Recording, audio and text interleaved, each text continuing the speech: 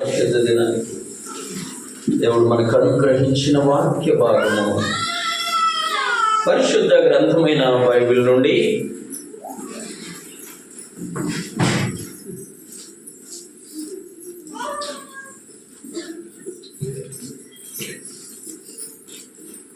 ఆదికాండము 22వ అధ్యాయము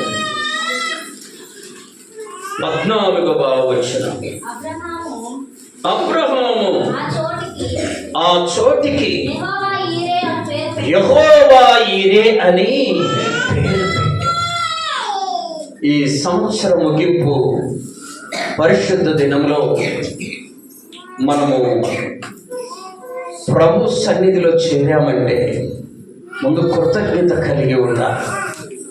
ఎందుకంటే ఈ సంవత్సరం అంతా ప్రభు మనల్ని కాపాడి మొదటి పరిశుద్ధ దినము నుండి చివరి పరిశుద్ధ దినం వరకు భద్రపరిచి ఆయన సన్నిధిలో కూర్చోబెట్టాడు. కనుక మనము ఆయనకు కృతజ్ఞులమై ఉండాలి, కృతజ్ఞతాస్తుతులు చెల్లించాలి. దాని కొరకు మనం క్లుప్తంగా 3 విషయాలు నేర్చుకుందాం. ఈ సంవత్సరం అంతా దేవుడు మనల్ని పోషించాడు. మొదటి విషయం, సంవత్సరం అంతా దేవుడు మనల్ని పోషించాడు. తిండి లేక దాదాపుగా ఎవరు పస్తున్న వాళ్ళు ఇక్కడ ఎవరు అయితే భూమి మీద జాగ్రత్తగా వినండి, పస్తున్న వారు చాలా మంది ఉండి ఉంటారు. ఆ స్థితి దేవుడు నీకు నాకు రానివ్వలేదంటే మనలను పోషించిన దేవుడు మనకు ఉన్నాడు. కాబట్టి మనము కృతజ్ఞులమై ఉండాలి. మొదటి విషయం. రెండవది, ఆయన మనలని చూడండి, ఆయన సన్నిధి తోడుగా ఉంచి కాపాడాడని గుర్తుపెట్టుకోవాలి. మనం ఎక్కడికి వెళ్ళినా ఆయన సన్నిధి మనకు తోడుగా ఉంది. కనుకనే ఎలాంటి ప్రమాదాలకు గురి కాకుండా తన కృపలో మనలను భద్రపరిచిన దేవుడు. 3వ మాట చూడండి, సంవత్సర కాలం అంతా ఆయురారోగ్యాలనిచ్చి దేవుడు మనకు క్షేమముతో ఉంచాడు. కనుక ఈ 3 విషయాలు మనము ధ్యానం చేసుకుందాం. ఎప్పుడు కూడా మనము మనకంటే గొప్ప వారిని చూసి మనల్ని మనము తక్కువగానో బాధపడి జీవించాల్సిన అవసరము లేదు. మనకంటే తక్కువ వారు చాలా మంది భూమి మీద ఉన్నారు. చూడండి, ఒక వ్యక్తి బాగా ఆకలిస్తూ ఉంటే ఒక పెళ్లి దగ్గరికి వెళ్ళాడు. అప్పుడే ఆహారం అయిపోయింది. ఆ పెళ్లి వారందరూ తిని అక్కడ పడేస్తే చాటుగా వెళ్ళి అక్కడ ఒక ఇస్తరా తిని పడేసిన ఇస్తరాకు తీసుకొని ఆ ఇస్తరాకులో ఆ మిగిలి ఉన్నదాన్ని తింటూ ఏందా నాకు ఈ పరిస్థితి అనుకుంటూ ఇలా ప్రక్కకు చూసేసరికి ఇంకొకడు ఇస్తరాకులు ఆకులు ఈ పేపర్లన్నీ ఏరుకొని వాటల్లో ఏమన్నా ఉందేమని వెతుకుతూ ఉన్నాడంట. అప్పుడు వాడిని చూడగానే ఇతడు అనుకున్నాడంట, వాని కంటే నేను ఎంతో మేలు అనుకొని, దేవా అతని కంటే నాకు కొంచెం ఆహారం అన్నా ఇచ్చావు, నీ వందనాలయ్యా అని చెప్పాడంట. తనకంటే లేని వాడిని చూసి ఇతడు దేవుణ్ణి ఏం చేశాడు? స్తుతించాడు. గుర్తుపెట్టుకోవాలి. ఇంకొక చోట ఆ రోడ్డు పక్కన ఉన్నటువంటి ఒక వ్యక్తి భిక్షం అడుక్కుంటూ ఉన్నాడట. అంతలో ఒక అంబులెన్స్ వచ్చి హాస్పిటల్కు ఇద్దరిని తీసుకొని వెళుతూ ఉంది. వాళ్ళకెళ్ళి చూసినటువంటి ఈ వ్యక్తి అనుకున్నాడట, ప్రభువా వాళ్ళలాగా నేను అంబులెన్స్లో హాస్పిటల్కి వెళ్లకుండా మంచి ఆరోగ్యం ఇచ్చావు, నీకు వందనాలు స్తోత్రాలు. అంటే తనను తాను గొప్పలతో పోల్చుకోకుండా తనకంటే అనారోగ్యముతో ఉన్న వాళ్ళతో పోల్చుకొని దేవుని ఏం చేశాడు? స్తుతించాడు. అలా ఉండాలి మన జీవితం. చూడండి, ఇంకొక చోట అదే రీతిగా అనారోగ్యం వచ్చి హాస్పిటల్లో చేరున్నాడట ఒక వ్యక్తి. హాస్పిటల్లో చేరి హాస్పిటల్లో బెడ్ మీద సెలైన్లు కట్టారు. హాస్పిటల్లో బెడ్ మీద కదలకుండా ముక్కుకు మూతికి అన్ని సిద్ధపరిచారు. అంతలోపు వినండి, ఒక అతను అదే హాస్పిటల్లో చనిపోతే అతన్ని మోసుకొని పోతారు. ఈ బెడ్ మీద ఉన్నటువంటి వ్యక్తి అంట ఆ చనిపోయి మోసుకొని పోబడుచున్న వ్యక్తి వైపు చూసి, ప్రభువా నాకు ఆ స్థితి రానియలేదయ్యా, నన్ను ఇంకా ప్రాణముతో ఉంచావు కాబట్టి నీ కొందనాలని దేవునికి స్తుతులు చెల్లించు. ఈ ముగ్గురిలా నువ్వు నేను ఉండాలి.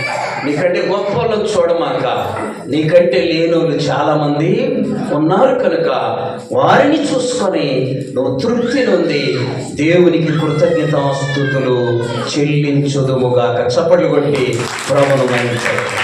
నీకంటే గొప్ప వాళ్ళని ఎప్పుడు చూసి పోల్చుకోమాక, నీకంటే తక్కువ వారిని చూసి బహుగా దేవుణ్ణి స్తుతించే వారముగా ఉండాలి. అలా ఉన్నప్పుడే దేవుడు నీ దగ్గరికి వస్తాడు, నీ కృతజ్ఞత బుద్ధిని బట్టి నిన్ను దీవిస్తాడు. మొదటగా ఈ సంవత్సర కాలము మనలను పోషించిన దేవుడు. ఫిలిప్పీలకు రాసిన పత్రిక చూడండి. ఫిలిప్పీలకు రాసిన పత్రిక 4వ అధ్యాయం 19వ వచనం. కాగా దేవుడు తన ఐశ్వర్యము చొప్పున యేసు క్రీస్తునందు మహిమలో మన ప్రతి అవసరమును తీర్చాడు. పలానా అవసరము తీరక ఇబ్బంది పడ్డా, బియ్యం లేక ఇబ్బంది పడ్డా, వస్త్రాలు లేక ఇబ్బంది పడ్డా, తాగడానికి నీళ్లు లేక ఇబ్బంది పడ్డా, ఆ పరిస్థితి మన జీవితాల్లో లేకుండా దేవుడు ఆయన యొక్క మహిమలో మన ప్రతి అవసరతను తీర్చి పోషించాడు ఈ సంవత్సర కాలం. చప్పట్లు కొట్టి ప్రభువును మహింపొద్దాం. మన ఆయుష్ కాలంలో ఈ సంవత్సరం అంతా కూడా దేవుడు మనలను పోషించాడు. నీ జ్ఞానం అనుకోమాక, నీ శక్తి అనుకోమాక, నీ బలం అనుకోమాక, లేక మీ తల్లిదండ్రులు సంపాదించారని నీవు అది పొంది దేవుణ్ణి తృణీకరించుమాక. దేవుని కృపలో నుండి, ఆయన మహిమ ఐశ్వర్యములో నుండి మన ప్రతి అవసరతను తీర్చి దేవుడు మనల్ని ఈ సంవత్సరం ఏం చేశాడు? పోషించాడు. గుర్తుపెట్టుకోవాలి. అందును బట్టి దేవునికి కృతజ్ఞతాస్తుతులు చెల్లించాలి. ఆదికాండం 22వ అధ్యాయం 14వ వచనం. అబ్రహాము ఆ చోటికి యెహోవా ఈరే అని పేరు పెట్టాడు. ఒకవేళ నీకు ఏదైనా కొరత ఉంటే దేవుడే చూసుకుంటాడులే అని నీవు దేవుని మీద ఆధారపడితే ఆయన నిన్ను వదిలిపెట్టేవాడు కాదు, నీకు నష్టం కలిగించేవాడు కాదు. ఆయన మీద అబ్రహాం గారు ఆధారపడ్డాడు. తన కుమారుణ్ణి బలి ఇవ్వడానికి సిద్ధపడితే దేవుడు తన కుమారుని బలి చెయ్యనివ్వరా. దాని కొరకు, బలి కొరకు దేవుడే ఒక పొట్టేలును సిద్ధపరిచాడు. నీకు ఏం కావాలో, మనకేం కావాలో దేవుడే మనకు సమస్తము చెప్పాలి సిద్ధపరచువాడు. ఆమేన్. కొరింథీయులకు రాసిన మొదటి పత్రిక 2వ అధ్యాయం 9వ వచనం. 1 కొరింథీ 2:9. దేవుడు తన్ను ప్రేమించు వారికి ఏమి సిద్ధపరచను అవి కంటికి కనబడలేదు, చెవికి వినబడలేదు, మనుష్య హృదయానికి గోచరం కాలేదంట. అర్థం కాని మేలులు దేవుడు సిద్ధపరుస్తాడు. మన కంటికి కనబడని మేలులు దేవుడు సిద్ధపరుస్తాడు. మన చెవికి వినబడని దేవుడు మేలులను సిద్ధపరుస్తాడు. నీవు ఆయనను సంపూర్ణంగా విశ్వసించాలి. అబ్రహాము ఆ 22వ అధ్యాయం ఆదికాండము కొండ పర్వతం ఎక్కేటప్పుడు తన కుమారుడు ఒక మాట అడుగుతాడు. ఏమన్నా తెలుసా? ఇంటికి వెళ్ళినాక చదవండి. ఏమని అడిగాడో తెలుసా? తండ్రి, నానా, నిప్పులున్నాయి, కట్టెలున్నాయి, మరి బలి ఇవ్వడానికి పశువేది అని అడిగితే అబ్రహాం అన్నాడు, నా కుమారుడా, దేవుడే బలిని ఏర్పాటు చేస్తాడు. దేవుడే బలికి పశువును సిద్ధపరుస్తాడయ్యా. నీకు నాకు చింత. ఆయన చెప్పిన మాట విని చెప్పిన చోటికి వెళ్ళాలి. ఆమేన్. ఆయన ఏం చెప్పాడో ఆ మాట విని ఆయన వెళ్ళమన్న చోటికి పరిస్థితులు నీకు అనుకూలంగా ఉండకపోవచ్చు, కానీ నువ్వు ప్రభు సన్నిధికి రావాలి. నిన్ను ఆటంకపరిచే అనేకం ఉండవచ్చు, వాటిని ప్రక్కన పెట్టి వాటి వైపు చూడకుండా దేవుడు చెప్పిన చోటికి నీవు రావాలి. ఇంకంతే కాదు, అక్కడ పని వాళ్ళతో ఒక మాట అంటాడు. ఏమన్నా తెలుసా? నేను ఈ పిల్లవాడు వెళ్ళి దేవుణ్ణి ఆరాధించి మరలా తిరిగి వస్తాను అల్లా, వస్తాము అన్నాడంటే తన కుమారుడు కూడా తనతో పాటు వస్తాడని అబ్రాహాముకు ముందే తెలుసు. నీకు నాకు ఇట్టి విశ్వాసం ఉండాలి, ఇట్టి విశ్వాసం ఉండాలి. ప్రార్థనకు బయలుదేరగానే ఏదైనా ఒక ఇబ్బంది వచ్చిందనుకో, దాన్ని నువ్వు బేస్ చేసుకోమాక వెళ్ళవలసిన స్థలానికి నువ్వు బేస్ చేసుకొని నువ్వేం చేయాలి? అక్కడికి రావాలి. మధ్యలో అంతా దేవుడు సమకూరుస్తాడు, దేవుడు సిద్ధపరుస్తాడు, దేవుడు సహాయం చేస్తాడు. దేవుడే చూచుకునే దేవుడు. యెహోవా ఈరే చూచుచున్న దేవుడవయ్యా, నన్ను చూచినావు, చూచుచున్న దేవుడవయ్యా, నన్ను చూచినావు. నన్ను చూసినావని ఒక ఆమె అనింది కదా, నిన్ను కూడా చూస్తున్నాడు దేవుడు, మనలందరినీ చూస్తున్నాడు దేవుడు. వెళ్ళు, పర్వతం మీదకి వెళ్ళు, నీ కుమారుని బలివు. దేవుడు చూస్తూ ఉన్నాడు. అబ్రహాం ఏం మాట్లాడతాడు? ఎక్కడన్నా జారిపోతాడేమో, ఎక్కడన్నా పడిపోతాడేమో, ఎక్కడన్నా మాట ద్వారా పాపం చేస్తాడేమని దేవుడు ఏం చేస్తున్నాడో తెలుసా? చూస్తూ ఉన్నాడు. గొప్ప దైవజనుడు రాశాడు ఆ పుస్తకములో. తను అబ్రహాము బలి ఇచ్చిన విధానం గురించి ఒక పుస్తకం రాస్తూ రాశాడు. అబ్రహాము ఒక్కొక్క మెట్టు ఎక్కుతుంటే, తన కుమారుణ్ణి తీసుకొని బలి ఇవ్వడానికి ఒక్కొక్క మెట్టు ఎక్కుతుంటే, తండ్రి కుమార పరిశుద్ధాత్మ దేవుని యొక్క కళ్ళలో నుండంట రక్తం గారిందంట. చప్పట్లు కొట్టి ప్రభుని మహిమపరచాలి. నువ్వు అనుకుంటావు నీ ఇబ్బంది ఎవరికి తెలియదని. నిన్ను ప్రేమించి నీ కొరకు ప్రాణం ఇచ్చి నీకు ఊపిరినిచ్చి నిన్ను బ్రతికిస్తున్న దేవునికి నీకంటే ఎక్కువ బాధ్యతగా ఆయన చూస్తుంటాడు. ఆమేన్. ఆయన ఎప్పుడు మనల్ని చూడకుండా ఉండే దేవుడు కాదు. చూడండి, యెషయా గ్రంథం 38వ అధ్యాయం 5వ వచనం. త్వరగా యెషయా గ్రంథం 38:5. నీవు తిరిగి హిజ్కియా యొద్దకు పోయి అతనితో ఇట్లను, నీ పితరుడైన దావీదునకు దేవుడైన యెహోవా నీకు సెలవిచ్చినదేమనగా, నీవు కన్నీళ్లు విడుచుట నేను. అమ్మా, నీ కన్నీళ్లు దేవుడు ఎందుకు చూడాలనుకుంటున్నావు? నీ కన్నీళ్లు కూడా దేవుడు ఏం చేస్తాడు? చూస్తాడు. ఆయన చూసిందాక నువ్వు ఉండట్లే, ఆయన జవాబిచ్చిందాక ఆగట్లా, ఆయన నీ వైపు చూసి దానికి ప్రతిఫలము సిద్ధపరిచే దాకా నీవు ఆయనను వెంబడించుటలే. ఆమేన్. జాగ్రత్త గుర్తుపెట్టుకోడు. ప్రభు అంటున్నాడు, నీవు కన్నీళ్లు విడుచుట చూచే దేవుడు మన దేవుడు. యోహాను సువార్త 5వ అధ్యాయం 5-6 వచనాల్లో ఉంది. వాడప్పటికి బహుకాలము నుండి ఆ స్థితిలో ఉన్నాడని ఎరిగి చూచి. అమ్మా, ఏ స్థితిలో నువ్వు ఉన్నావో ఆయన ఎరుగను, ఏ పరిస్థితిలో నువ్వు ఉన్నావో ఆయన నిన్ను ఎరుగను. కాబట్టి నిన్ను పోషించింది నీ భర్త అనుకోమాక, నిన్ను పోషించింది నీకున్న ఉద్యోగం అనుకోమాక, నిన్ను పోషించింది నీకున్న ఆస్తిపాస్తులు అనుకోమాక. ఈ సంవత్సరం అంతా మొదటి ఆదివారం మొదలుకొని ఈ ఆదివారం వరకు మనల్ని పోషించింది మన దేవుడు. అందుకు ఆయనకు మనము కృతజ్ఞతాస్తుతులు చెల్లించాలి. ఇది కృతజ్ఞత ఆదివారం. చూడండి, యోబు గ్రంథం 38వ అధ్యాయం 41వ వచనం. తిండి లేక తిరుగులాడుచు కాకి పిల్లలు దేవునికి మొరపెట్టినప్పుడు కాకి ఆహారం సిద్ధపరిచిన వాడు ఆయనే. కాకి ఎక్కువ, మనం ఎక్కువ? అమ్మా, నేను ఒప్పుకోను. ఒక్కొక్కసారి అవి రాత్రులు కేకలేయవు.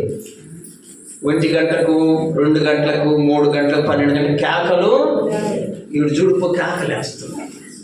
మధ్యరాత్రి లేదు, తెల్లవారింది లేదు, అందరూ నిద్రపోతున్నారని లేదు. కేకలు. ఇష్టానుసారంగా ప్రవర్తించడం, ఇష్టానుసారంగా జీవించడం.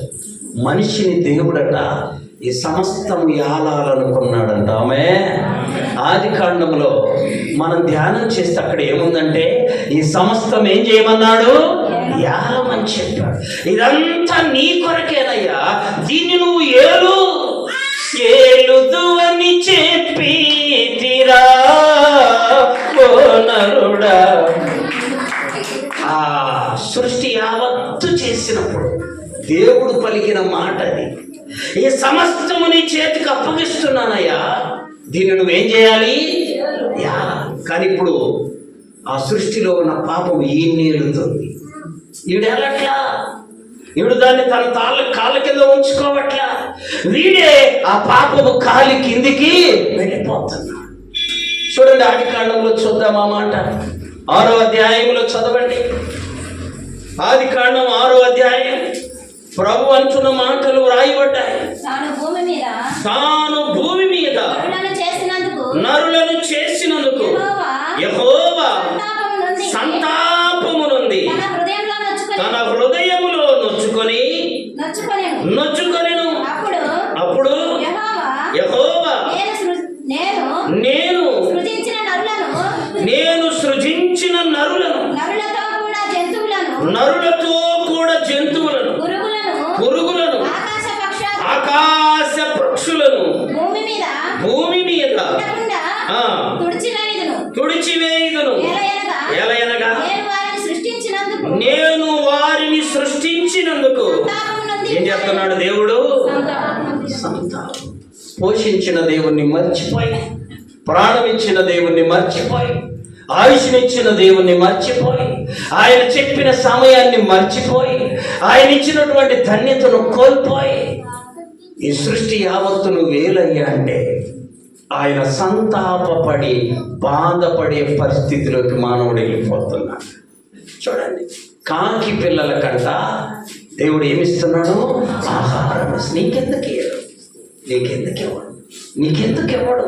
కాకి కంటే నువ్వు ఎన్నో రెట్లు ఎక్కువ. యేసు ప్రభు వారు సువార్తను ప్రారంభించినప్పుడు అంటాడు, ఆకాశ పక్షులను చూడండి, అవి విత్తవు, కోయవు, కూర్చుకోవు, వాటిని పోషిస్తున్నాడు దేవుడు. వాటికంటే ఎంతో శ్రేష్ఠులైన మిమ్ములను కూడా పోషిస్తాడు. కాకి కంటే గొప్పవాడిగా బ్రతకడం నేర్చుకో. కాకి ఒక క్రమం ఉంది. పగలే అరుస్తుంది, రాత్రిళ్ళు చెప్పాలి. రాత్రిళ్ళు మనిషికి క్రమం లేదు, రాత్రి లేదు, పగలు లేదు. ఒక ఇంటికి నేను ట్రైన్కి వెళ్తూ మధ్యరాత్రి ఒక ఇంటి ప్రక్కన నుంచి వెళ్తుంటే మధ్యరాత్రి 12:30 గంట అయింది. వాడు తాగి వచ్చాడు, భార్యను కొడుతుండ్రు, పిల్లలు ఏడుస్తుండ్రు, నానా అని పక్క పోతే వాళ్ళు ఇసిరేస్తున్నాడు, భార్యను కొడుతూ ఉన్నాడు. భయంకరం. క్రమం ఉందా? సమయం ఎంత? పాపం పిల్లలు బడికి వెళ్ళొచ్చి రాత్రి నిద్రపోవాల్సిన టైంలో ఏడుస్తూ కేకలేస్తున్నారు. కాకి ఆ సమయంలో అరవదు. కావాలంటే చూడండి, కాకి ఆ సమయంలో మేలుకోదు. కాకి ఆ సమయంలో తన గొంతును విప్పదు. కాకి ఆ సమయంలో ఏమాత్రము కర్మము తప్పదు. కాకి కంటే జ్ఞానము పొందిన మానవుడు కాకి కంటే హీనంగా ప్రవర్తిస్తూ ఉన్నాడు. తెలుసా, చాలామంది కుటుంబాల్లో నెమ్మది లేకుండా బ్రతుకుతున్నారు. చాలామంది కుటుంబాల్లో హాయిగా నిద్రపోలేకపోతున్నారు. కారణం ఏంటో తెలుసా? వారి కుటుంబంలో నెమ్మది, పగలు గొడవే, రాత్రులు గొడవే. చూడండి, మానవుడు ఎంత దిగజారిపోతూ ఉన్నాడు. దేవుని యొక్క పరిశుద్ధ గ్రంథంలో మనం చూద్దాం. చూడండి, దేవుని యొక్క వాక్యంలో కీర్తనలు 34 10వ చరణం. 34వ కీర్తన. సింహపు పిల్లలు ఏమి గలవై ఆకలి గొనును, యెహోవాను ఆశ్రయించు వారికి ఏ మేలు కొదువయ్యాడు. సింహపు పిల్లల కంటే నిన్ను నన్ను ఎక్కువగా పోషించే దేవుడు, సంరక్షించే దేవుడు, ఆహారముతో సిద్ధపరిచే దేవుడు. సింహం ఎంత, మానవుడు ఎంత.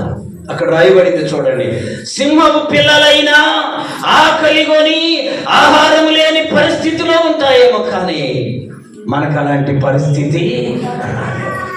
ఈ వాక్యము నమ్మి, ఈ వాక్యమును విశ్వసించి, ఈ వాక్యానుసారంగా మనము బ్రతుకుదుముగాక. దేవుని యొక్క వాక్యములు మరొక మాట చూడండి. హెబ్రీయులకు రాసిన పత్రిక 13వ అధ్యాయము 5, 6 వచన. ధనాపేక్ష లేని వారై మీకు కలిగిన వాటితో తృప్తి పొంది ఉండుడి. నిన్ను ఏమాత్రము విడువను, నిన్ను ఎన్నడు. ప్రభు చెప్తాను, మా ప్రభు మనలను విడిచేవాడు, ఎడబాచేవాడు, సంపూర్ణంగా ఆయన మీద ఆధారపడు. నిన్ను ఆకలి కొనని పరిస్థితి రానివ్వని దేవుడు. ఆమేన్. నీకెన్నడు ఆకలితో అల్లాడే పరిస్థితి నీ జీవితంలోనికి రాని. ఒకవేళ సింహం బలమైంది అనుకుంటున్నావేమో, ఒకవేళ అది అయినా ఆకలి ఉంటుంది, కానీ ఆయన యందు విశ్వాసం ఉంచిన నిన్ను ఆయన ఎన్నడూ ఆకలి అనడు. నిన్ను పోషించే దేవుడు, లేక మనలను పోషించిన దేవుడు, ఈ సంవత్సర కాలం అంతా మనలను పోషించిన దేవుడు. రెండో మాట చూద్దాం, చూడండి. ఆయన సన్నిధి మనకు తోడుగా ఉంచిన దేవుడు. 33 నిర్గమకాండం 33వ అధ్యాయం 14వ వచనం. నిర్గమకాండం 33:14. అందుకు ఆయన, నా సన్నిధి నీకు తోడుగా వచ్చును, నేను నీకు విశ్రాంతి కలుగ చేస్తా. ఒకరోజు సాధు సుందర్ సింగ్ గారు ఒక గ్రామంలో వాక్యం చెప్పి ఇంకో గ్రామంలోకి వెళుతూ ఉన్నాడంట. మధ్యలో పెద్ద అడవిలో దొంగలుండి వచ్చే వాళ్ళను పోయే వాళ్ళను దోచుకుంటూ ఉంటారంట. ఈయన కూడా వెళుతూ ఉంటే ఆ అడవి ప్రారంభంలోకి వెళ్ళేసరికి చీకటి పడేది. దొంగలు దోచుకుందామని ఈయన వెనకాల 4 దొంగలు వెనకాల వస్తా ఉన్నారట. కొంచెం అడవిలోకి వెళ్ళినాక ఈయన పట్టుకొని నేను దోచుకుందాం అనుకుంటే, కొంచెం దూరం వెళ్ళి ఆ 4 ఈయన దగ్గరికి వెళ్దామంటే అంతా ఆయన చుట్టూ వెలుగు ప్రకాశిస్తూ ఉందంట. ఆమె ఏం కనపడుతుంది? ఇంకా కొంచెం దూరం పోతే చీకటి పడుద్ది.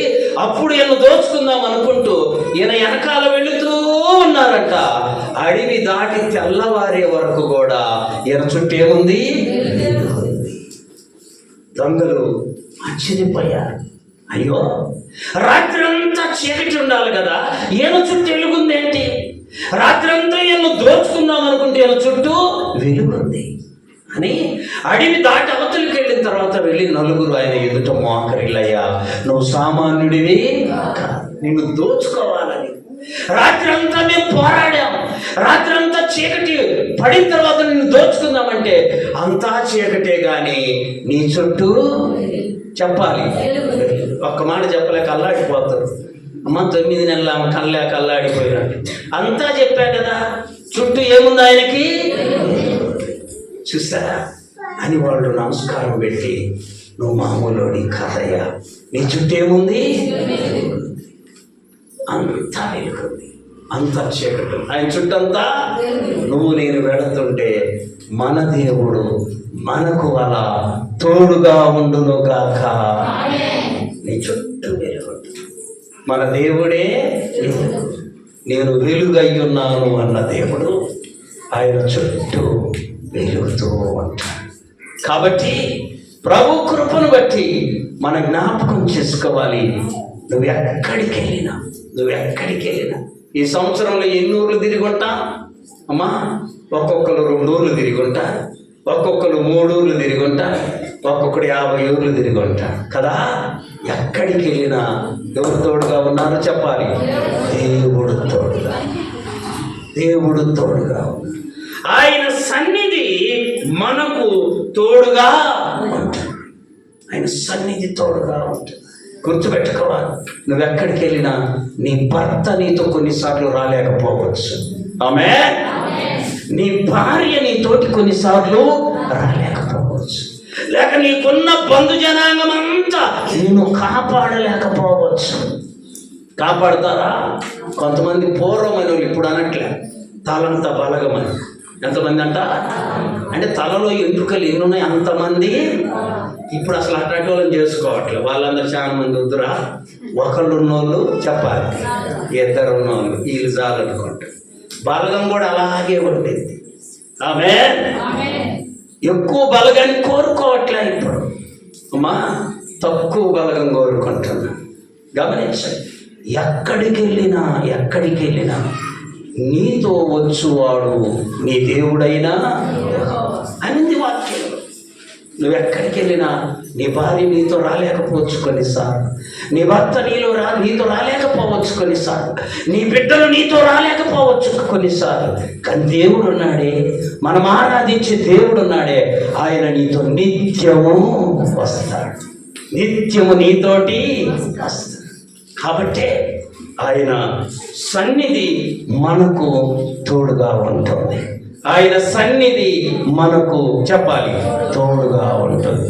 ఒంటరి దానివి కాదు, ఒంటరి వాడవు కాదు, నీతో పాటు నీ దేవుడు. ఆ దొంగలంట నమస్కరించానికయ్యా, రాత్రంతా మేము నిన్ను దోచుకుందాం అనుకున్నామే, రాత్రంతా నిన్ను ఏదో విధంగా దోచుకోవాలి, కొట్టాలనుకున్నావు. నీ చుట్టూ ఎలుగుంది అంతేమో చెప్పాలి.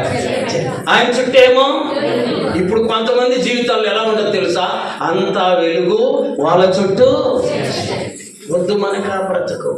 గమనించండి, దొంగలు అడిగారంట, అయ్యా అంతా చీకటి ఉంది, నీ చుట్టేమో వెలుగుంది, మేము రాత్రంతా నిన్ను దోచుకుందాం అనుకుంటే సాధ్యం కాలేదు. ఏంటి అని అంటే అప్పుడు చెప్పాడంట, అయ్యా నా దేవుడు నాతో ఉన్నాడు. చప్పట్లు కొట్టి ప్రభువును మహిమపరచాలి. నా దేవుడు వెలుగు. దేవుడు ఏమై ఉన్నాడు? ఆ వెలుగు నా చుట్టూ ప్రకాశిస్తూ. నువ్వెక్కడికి వెళ్ళినా నీ భార్య నీతో రాకపోవచ్చు, ఆమె నీ భర్త నీతో రాకపోవచ్చు, లేదా నన్ను వదిలిపెట్టి ఒక్క నిమిషం ఉండడయ్యా అని సాక్ష్యం ఇస్తారేమో. కొన్నిసార్లు వదిలిపెట్టి ఉండవలసిన పరిస్థితులు వస్తాయి. అయితే నీ భర్త నీకు తోడుగా రాకపోవచ్చేమో, కానీ మనం ఆరాధించే దేవుడు నీతో ఎల్లప్పుడూ ఉండునుగాక. ఆయన ఎప్పుడు ఉంటాడు? నీ సన్నిధి నాకు తోడుగా వచ్చునుగాక అంటాడు మోషేగా. చూడండి, వాక్యంలో మనం గమనిస్తే కొరింథీయులకు రాసిన మొదటి పత్రిక 1వ అధ్యాయం 9వ వచనం.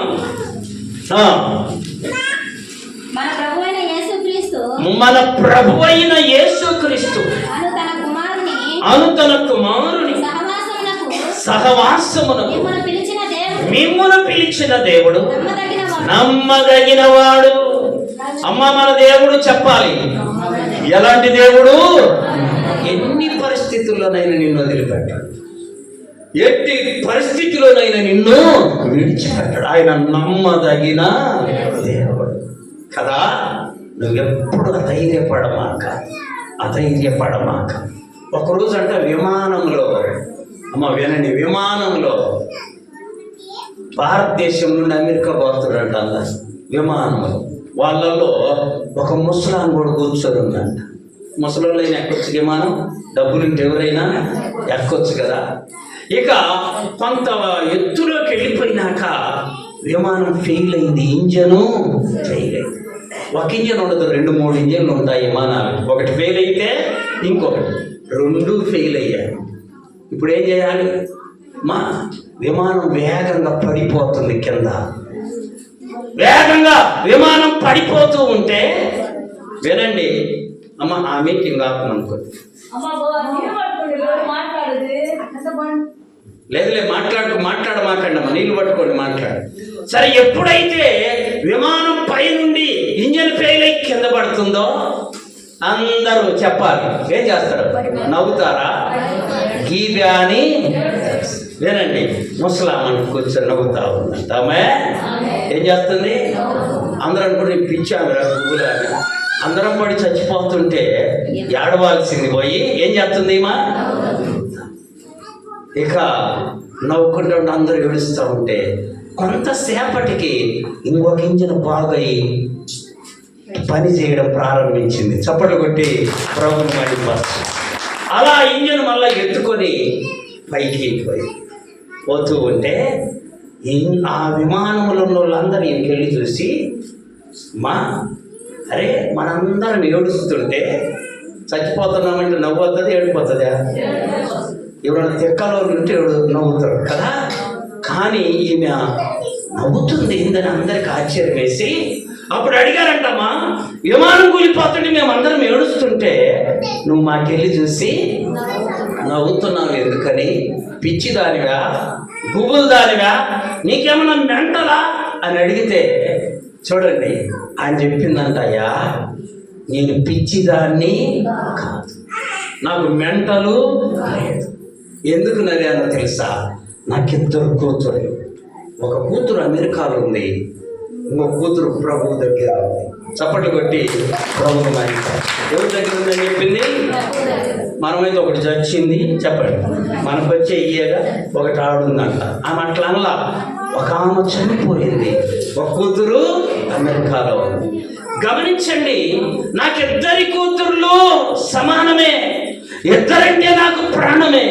ఒకవేళ ఈ విమానం పడిపోయి అందరం చచ్చిపోతే చిన్న కూతురు కాడికి పోతారు. చప్పట్లు కొట్టి ప్రభువును మహిమపరచండి. ఎంత విశ్వాసం, ఎంత నిరీక్షణ చూడండి. ఒకవేళ ఈ విమానం పడిపోయి అందరం చనిపోతే నేను నా చిన్న కుమార్తె దగ్గరికి వెళ్తా. ఒకవేళ విమానం భద్రంగా వెళ్తే పెద్ద కూతురు దగ్గరికి వెళతా. నాకిద్దరు ఒకటే, ఇద్దరు సమానం. కాబట్టి నేను ఏడవాల్సిన పని, చెప్పండి, ఏడవాల్సిన పని లేదు. అందుకే నేను నవ్వుతా ఉన్నా, మీరందరూ ఏడుస్తుంది, నేను మాత్రము అటైతే ఒక కూతురు, ఇటైతే ఇంకో కూతురు. చూసారా ఎంత విశ్వాసం ఉందో ఆమెలో. దేవుని సన్నిధి ఆమెతో ఉండబట్టి అట్టి నిర్ణయముతో ఉంది ఆమె. ఒకడికి 700 కావాల్సి వచ్చినాయి అంట డబ్బులు. ఎంతమ్మా? ఫీజు కట్టాలి.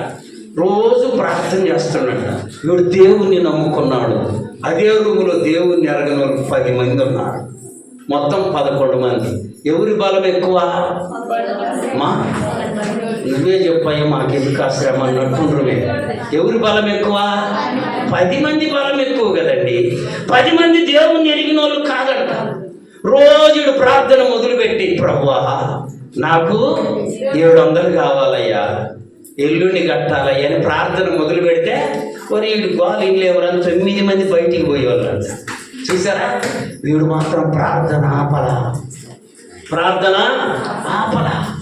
2వ రోజు అయింది, ఇక 3వ రోజు లాస్ట్ రోజు ప్రార్థన చేస్తున్నాడు. ప్రభువా ఈరోజు చివరి రోజు, 10 గంటలకు నేను ఫీజు కట్టాలి, నువ్వు నమ్మదగిన దేవుడు, నాకు 700 ఇవ్వయ్యా, ఎలాగైనా ఫీజు కట్టాలయ్యా అని ప్రార్థన చేస్తుంటే ఈ 10 మంది బయటికి పోయి, అరే ఎంత చేసి నీడి ప్రార్థన ఆపడు అని వాళ్ళల్లో ఒకడంట.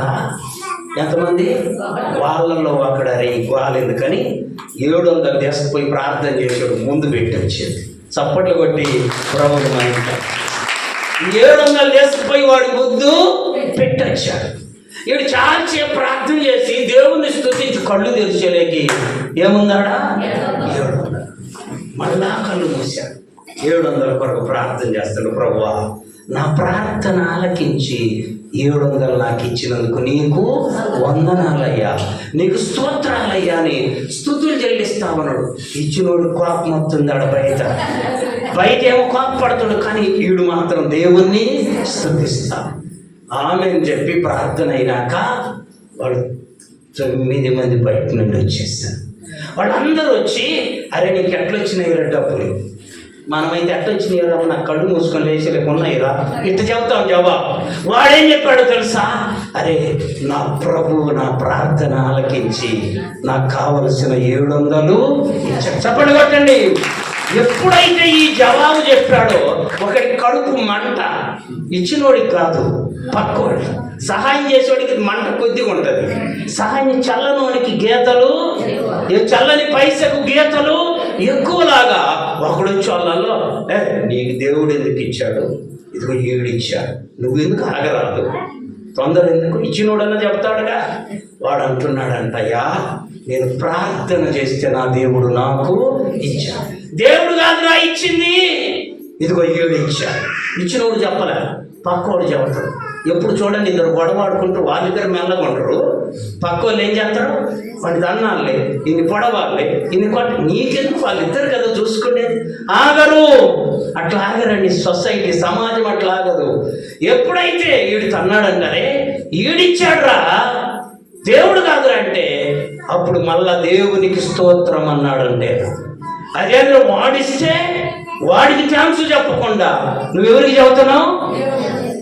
అరే మీరు కఠినులు, దేవుడు లేడని కఠినులు మీరు, దేవుడంటే గిట్టని కఠినులు మీరు, ప్రార్థన చేయని కఠినులు మీరు.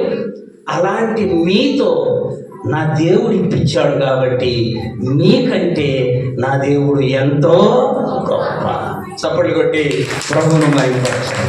నీ శత్రువు ఎదుట భోజనమును సిద్ధపరిచే దేవుడు. నువ్వు అనుకోవచ్చు, వాడికి నాకు గిట్టదు, వాడితోటే నీ అవసరతను తీర్చే దేవుడు మన దేవుడు. కాబట్టి ఎప్పుడు కూడా దేవుడు నాతో ఉన్నాడని గుర్తుపెట్టుకోవాలి. దేవుడు నీ సన్నిధి తోడుగా ఉందని గుర్తుపెట్టుకోవాలి. దేవుని సన్నిధి నీతో ఉందని గుర్తుపెట్టుకోవాలి. అప్పుడు నువ్వు పాపం చేయలేవు, అప్పుడు నువ్వే తప్పు చేయలేవు. గుర్తుపెట్టుకోవాలి. అద్భుతమైనటువంటి దేవుని సన్నిధి మనతో ఈ సంవత్సరం అంతా ఉండి, మొదటి పరిశుద్ధ దినం మొదలుకొని చివరి పరిశుద్ధ దినం వరకు దేవుడు మనతో ఉండి కాపాడుతూ వచ్చాడు. కనుక ఆయనకు స్తుతులు చెల్లిద్దాం, చప్పట్లు కొట్టి ఆయన మహిమపరిచి ఘనపరుద్దాం. చూడండి, ఎప్పుడైతే దేవుని సన్నిధి మనతో ఉంటుందో మనకు తెలియని అద్భుతాలను మనము చూస్తాం.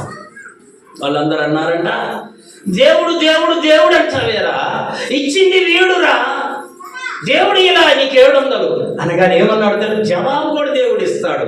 ఆమె వెంటనే ఏమన్నాడు తెలుసరే, నా దేవుడు ఎంత గొప్పవాడురా, దేవునికి స్తోత్రం కలుగుగా. కానీ మళ్ళా చెప్పాడంట, నా దేవుడు ఎంత గొప్పవాడో తెలుసా, దేవుడు అంటే గిట్టని ఈడితో ఇప్పించుండ్రా నాకు నా దేవుడు ఎంతో గొప్ప. చప్పట్లు కొట్టి ప్రభువును మహిమపరచు. మన దేవుడు ఎలాంటి వాడో తెలుసా, మన శత్రువుల ఎదుట భోజనము సిద్ధపరిచేది. శత్రువుల ఎదుట చెప్పాలి, భోజనము సిద్ధపరిచేది. ఆ దేవుని నువ్వు కలిగి ఉన్నావని ఎన్నడూ మరోమాక అటు దేవునికి స్తుతులు చెల్లించుదుముగాక.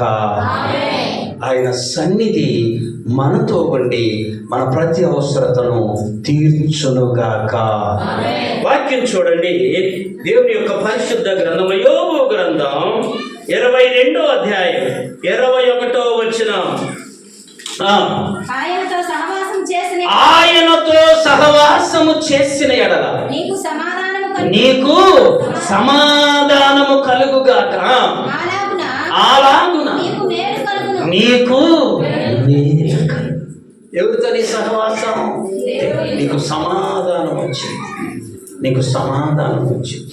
నీ సహవాసం లోకస్తులతో ఉంటే నీకు నెమ్మది ఉండదు, సమాధానం ఉండదు, సంపూర్ణమైన ఆనందం కూడా ఉండదు. గుర్తుపెట్టుకో, నీకు నాకు దేవునితోనే సహవాసం.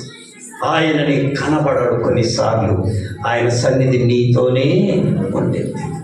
ఆయన నీ కంటికి కనపడకపోవచ్చు. చదవండి ఆ వాక్యం కూడా.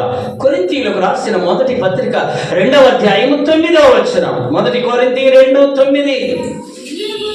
ఇందులో గురించి దేవుడు తన్ను ప్రేమించు వారికి ఏమి సిద్ధపరచను కంటికి కనబడలేదు. అందరూ చదవండి, చెవికి వినబడలేదు, హృదయానికి. చూసారా, అద్భుతమైన మాట అండి. ఈ వాక్యం ఎప్పుడు మనతో ఉండునుగాక. దేవుని ఆశ్చర్యకారిని కంటికి, చెవికి, హృదయానికి. ఆ దేవుని యందు విశ్వాసం ఉంచు, నీవు నీ ఇల్లు సమృద్ధిగా నింపబడునుగాక. చూడండి, ఆదికాండం 24వ అధ్యాయం 40వ వచనం. ఆదికాండం 24:40. అసలు ఉందా లేదా? ఆదికాండం. ఆ స్త్రీ నా వెంట రాదేమో అని చెప్పినందుకు అతడు ఆ ఎవని సన్నిధిలో నేను జీవించుచున్నాను. ఆ యెహోవా నీతో కూడా తన దూతను పంపి నీ ప్రయాణమును ఆ సఫలము చేయునుగాక. చూసారమ్మా, అబ్రహాము తన ముఖ్యమైన సేవకుని పంపాడు. నా కుమారునికి కోడలను తీసుకురాయ్యా, చూసిరమ్మని, సిద్ధపరచమని పంపితే ఆ సేవకుడు సామాన్యుడు ఉంటాడా? మా అబ్రహాం ఇంట్లో సేవకుడు అంటే సామాన్యుడు కాదు. నిద్రపోయేవాడు ఇంట్లో నిద్రపోయేవాడు ఉంటాడు, బాగా చదివేవాడు ఇంట్లో చదివేవాడు ఉంటాడు కదా. అబ్రహాము సేవకుడు అబ్రహాముని అడిగాడు, అయ్యా ఒకవేళ నేను వెళ్తున్నా నీ కుమారుడికి కోడలు తేవడానికి, ఒకవేళ కోడలు నాతో కూడా రాకపోతే నేనేం చేయాలి? ఆ కాలంలో పద్ధతి అది. చూడండి, ఆ మాట చెప్పగానే అబ్రహాం అంటున్నాడయ్యా, నీతో కూడా నా దేవుని సన్నిధి ఉంటుంది. ఆమె ఏముంటుంది? దేవుని సన్నిధి ఉంటుంది. ఆ సన్నిధి నీకు సహాయము చేసింది. చూసారా ఎంత మంచి మాట. మనం వెళ్ళేటప్పుడు మన కంటికి కనబడని, ఆమె మన కంటికి కనబడని దేవుని సన్నిధి మనతో ఉంటుంది. ఆమె నువ్వు ఒంటరి దానివి కానీ, నువ్వు ఒంటరి వాడివి కానీ, దేవుడి సన్నిధి నీతో ఉండునుగాక. అని సన్నిధి ఉంటుంది.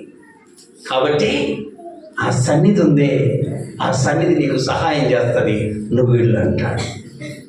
ఆ యొక్క అబ్రహాం సేవకుడు వెళ్ళి మోకరిల్లి ఆ పెళ్లి కుమార్తె చూడటానికి ఒక ఇంట్లోకి వెళ్ళే ముందు ఏం చేశాడు? మోకరిల్లి ఆగలా తన ఒంటెలను కూడా ఏం చేశాడు? మోకరింపజేశాడు. ఒంటెలను కూడా మోకరింపజేశాడు. నీకు నాకు ఇల్లంతా మోకరిల్లేదిగా ఉండాలి. ఆమె అప్పుడు నీ ఇల్లు దీవెనలతో కప్పబడునుగాక. ఇల్లంతా మోకరిల్లు ఉండాలి. ఒకడు ఆడు కూర్చుంటే, ఒకడేడ కూర్చుంటే, ఒకడేడ నిలబడుతుంది మీరు చేయండి ప్రార్థన అంటే అది క్రమము కాదు, క్రమము కాదు. దేవుని సన్నిధి నీకు సహాయం చేస్తుంది. వెళ్ళాడు, మోకరిల్లాడు, తన ఒంటెలను మోకరింపజేశాడు, ప్రార్థన చేశాడు. ఒంటెలు కూడా ఏమయ్యాయంట? నీ క్రమం మంచిగా ఉంటే నీలో ఉన్న జంతువులు, నీ ఇంటి దగ్గర ఉన్న జంతువులు ఆ క్రమాన్ని ఏం చేస్తాయి? అనుసరిస్తాయి, పాటిస్తాయి. ఒకడంట మాంసం కొట్టుకుపోతే, వినండి, మాంసం కొట్టుకుపోతే మాంసం కొట్టించుకొని ఇంటికి పోయి డబ్బులు మరిచి వచ్చాను, నువ్వు తర్వాత మా ఇంటికి వచ్చి తీసుకొని చెప్పాడు. మాంసం తీసుకుని ఇంటికి వెళ్ళిపోయాడు. మాంసం కొట్టోడు కొట్టు అయిపోయినాక డబ్బుల కోసం ఆయన ఇంటికి, ఆ ఇల్లు పాస్టర్ గారి, ఆ ఇంటిలో ఒక చిలుకంట. పాస్టర్ గారి ఇంట్లో ఉన్న చిలుక, రాము చిలుక ఉంటుందే, అదంట ఎవరైనా ఇంటికి రాగానే రండి, ఆమె ఏమంటది? కూర్చోండి. అర్థమైందా? వందనాలండి, 3 మాటలు. వందనాలు, రండి, కూర్చోండి. 3 మాటలు. పాస్టర్ గారు, పాస్టర్ గారి భార్య, పాస్టర్ గారి పిల్లలు చెబుతుంటే రోజు విని విని విని వాళ్ళకంటే ముందు చిలుక ఏం చేస్తుంది? రండి, వందనాలండి, కూర్చోండి అంటా ఉందంట. ఈ మాంసం కొట్టోడు పోతాడు. వాళ్ళందరూ అక్కడ ప్రార్థన చేస్తారు లోపల. ఎవడో వచ్చినాడు ప్రార్థన కొరకు మాకండి ఎప్పుడు వాడు మళ్ళా వస్తాడు, అవసరమైతే మళ్ళా వస్తాడు, అవసరం లేకపోతే మరలా రాడు. వాడి కోసం నీ ప్రార్థన ఎప్పుడు ఆపగాక. ఎప్పుడైతే ఈ మాంసం కొట్టోడు పోయాడో వాళ్ళు ప్రార్థనలో ఉండి రాలా. ఇప్పుడు చెప్పండి, చిలక ఏమనింది? రండి, కూర్చోండి, వందనాలు. 3 అనేసరికి ఇడికే అది చిలక ఏం చేస్తుంది? మాట్లాడుతుంది అని ఆశ్చర్యం అనిపించింది. మనోళ్ళు కూడా ఏం చేస్తారో తెలుసా? ట్రైన్కి పోతా ఆడొక చిలక పెట్టుకొని కూర్చుంటాడు, వాడికి ఏం లేక కదండి. ఆ చిలక పెట్టి కూర్చుంటే అయ్యో నా జాతకం చెబుతా, వాడికే ఏమి లేక ఆడ కూర్చుండు. చుట్టూ పాసిపోతాడా? అత్తరు కాదు సుమా, చుట్టూ పాస్ పోసే కాడ వాడికి ఏమి లేక ఆడ కూర్చుంటే ఈడిపోయి నాకు చెప్పు, ఏం చెబుతావు? నువ్వు కూడా పాసులో కూర్చొని చెప్పాలి వాడు ధర్మంగా. చూడండి, ఆ చిలకంట ఈడెళ్ళగానే రండి కూర్చోండి వందన 3 మాటలు చెప్తాడు. వీడు కాల్చాడు. పాస్టర్ గారు అని పిలిస్తే పలకలా. వీడు ఈ చిలకను తీసుకొని చెప్పండి ఇంటికి మాంసం కొట్టాడు మానేసి, మరి చిలక బయటపడుద్ది కదా, ఇంకో ఊరుకు పోయి మాంసం కొట్టు పెట్టుకొని చిలక నాడు ఏలాడదీసిందంట. ఏలాడదీసేసరికి వచ్చిన వాళ్ళందరికీ చెప్పండి ఏం చెప్పాలమ్మా? రండి. ఈ మాటలు ఆడలేవు. కొట్టండిరా, బాగా నరకండిరా, చిన్న చిన్న ముక్కలు చెయ్యండి. ఆడగది మాంసం కొట్టుకాడు ఏం మాటలు వినపడతాయి? చిన్న చిన్న ముక్కలు కొట్టాయ్యా, అది దాన్ని పట్టుకురాలా, దీన్ని కొయ్యాలి. ఈ మాటలు రోజు ఇని ఈడేడు బాగలేదని ఆ చిలకని ఇంటికి తీసుకుని కట్టేస్తే వాళ్ళ ఇంటికి చుట్టాలు వచ్చారు. రాగల చిలకట్టుందని పట్టుకోండిరా, కట్టేయండిరా, కొయ్యండిరా, చిన్న చిన్న ముక్కలు. భాష అది నేర్చుకోండి, దాన్ని అనుసరిస్తా ఉంది ఆ జీవి కూడా. గుర్తుపెట్టుకోండి, మనిషికి అట్టి జ్ఞానం లేదు, కానీ భూమి మీద ఉన్న పక్షులు, జీవులు, జీవరాశులన్నీ కూడా అనుసరిస్తూ ఉంటాయి. ఆమేన్. దేవుని సన్నిధి మనతో ఉంటే మనకు దైవ సంబంధమైన విషయాలే మన నోట వచ్చునుగాక. ఆమేన్. దేవుని సన్నిధి అతనితో ఉంది కనుకనే పనివాడు మోకరిల్లాడంట, ప్రార్థన చేశాడంట. తనతో ఉన్న ఒంటెలు ఏమయ్యాయి? ఇంటికెళ్ళాగా చదవండి, ఆ భాగంలో రాయబడింది, ఒంటెలు కూడా జీవులకు, జంతువులకు నువ్వేం చెబితే అదే నేర్చుకుంటాయి, అనుసరిస్తాయి. అక్కడ ఉన్నప్పుడు ఏమో రండి కూర్చోండి వందనాలు, ఇక్కడికి వచ్చి పట్టుకోండి కొయ్యండి. గమనించండి, ఆత్మీయ జీవితంలో కూడా జీవులకున్న క్రమశిక్షణ కంటే మనం ఎక్కువ క్రమశిక్షణ కలిగి ఉండాలి. ఎందుకో తెలుసా? దేవుని సన్నిధి మనతో ఉండునుగాక. 3వ మాట చూడండి, దేవుని యొక్క పరిశుద్ధ గ్రంథంలో ఈ సంవత్సర కాలంలో ప్రభు మొదటి పరిశుద్ధ దినం మొదలుకొని చివరి పరిశుద్ధ దినం వరకు మనలను ఆయన కాపాడిన చూడండి. తెస్సలోనీయులకు రాసిన పత్రిక 2వ పత్రిక 3వ అధ్యాయం 3వ వచనం, అయితే ప్రభు నమ్మదగినవాడు, ఆయన మనలను స్థిరపరిచి దుష్టత్వము నుండి కాపాడాడు. ఎన్ని దుష్టత్వాలు, ఎన్ని ప్రమాదాలు! ఉదయం లేచింది మొదలు రాత్రి పడుకునేలేకి ఎన్ని ప్రమాదాలు! సహోదరి చదువుతుంది, రక్తమ్మ చదువుతుంది. వెనుకొండలో కాయలకు పోయి తిరిగి వస్తూ ఉంటే కళ్ళు తిరిగి ఆ స్టేషన్ దగ్గర పడిపోయిందంట. కళ్ళు తిరిగి పడిపోయిన కాడ ఆమె వస్తువులు పడిపోయాయి, వస్తువులు కూడా పడిపోయాయి. చూసుకోవాలా అంటే మళ్ళీ లేపి నీళ్ళు దాటుండ్రు, ఇట్టాడి చేసి వాళ్ళు ఉంటారు కదా, చిలకరించి మళ్ళీ ట్రైన్ ఎక్కించింది. బాగా ఇంటికి వచ్చినాక చూసుకుంది, తన ఒంటి మీద ఉన్న వస్తువులు ఎవరికి చెప్పుకుంటే ఎవరిస్తారు? ఇయ్యకపోతే ఇంక కొన్ని మాటలు చెబుతారు అదనంగా, నిన్న పోయినవి ఉంటాయా, ఇంక పోతే పోయినవి మళ్ళీ వస్తాయా, ఏడవ బాబు అవి ఇట్టాడి చెప్తా. ఏమంటా మరుసటి రోజు ఎంతో విశ్వాసంతో మరలా ట్రైనింగ్ కాడికి వెళ్ళిందంట. అక్కడే పడున్నాయంట. చప్పట్లు కొట్టి, నా దేవుడు నాకు సహాయము చేశాడు. నేను పడ్డప్పుడు పోయినాయి, ఇంటికి వచ్చి మరుసటి రోజు పోతాయి మరలా అక్కడే. దేవుని సహాయం, దేవుని సన్నిధి అక్కడి ఊరికి కనపడకుండా చేసింది. ఇంకెవరు వాటిని ముట్టుకోలేదంట. మరలా వెళ్ళి భద్రంగా తెచ్చుకుంది. ఈ సంవత్సర కాలంలో మనలను బహుభద్రంగా సాతాను కంటపడకుండా, శోధనల కంటపడకుండా, శోధకుడికి చేతిలో పడకుండా కాపాడిన దేవుడు. అటు దేవునికి మనము కృతజ్ఞతాస్తుతులు చెల్లించాలి. వాక్యం చూడండి, రోమీయులకు రాసిన పత్రిక 15వ అధ్యాయము 4వ వచనం, రోమా 15:4, ఏలయనగా ఓర్పు వలన, లేఖనము వలన, ఆదరణ వలన మనకు నిరీక్షణ కలుగుటకై పూర్వమందు రాయబడినవన్నీ మనకు బోధ కలుగు నిమిత్తం రాయబడిన. ఈ వాక్యాలన్నీ ఎవరి కొరకు? ఇప్పుడు చెప్పిందంత ఎవరి కొరకు? నీకేం పని లేకపోతే చెప్పినవి అంటరా? ఎవరి కొరకు? మన కొరకే. దేవుడు మనతో మాట్లాడాడు, గుర్తుపెట్టుకోవాలి. ఓర్పు ఉండాలి, సహనం ఉండాలి. ఆమె ఇక్కడ అట్లా పని చేయకుండా చూడగానే అక్కడ వాళ్ళకి ఫోన్ చేసి అక్కడ వెళ్ళి ఎందుకండి అయ్యా అంటే, వాడు తీసుకొని దొరకలేదండి, చేయగలిగింది ఏమీ. ఓర్పుతో సహనం తన్నా, నేను మరుసటి రోజు వెళ్ళాను, నాకు భద్రంగా ఉన్నాయి.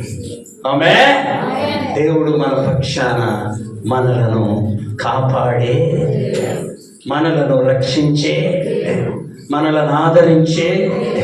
కాబట్టి కీర్తనలు చూడండి, కీర్తనలు 23:4 చరణం, 23వ కీర్తన 4వ చరణం.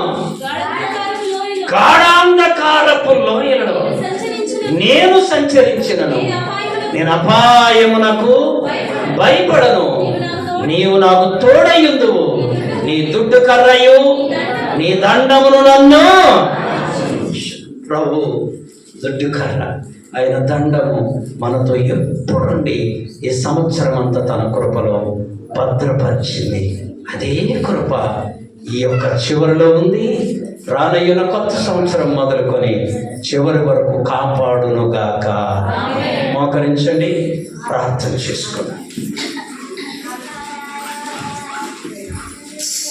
అందరూ మోకరించండి ప్రభు సన్నిధిలో.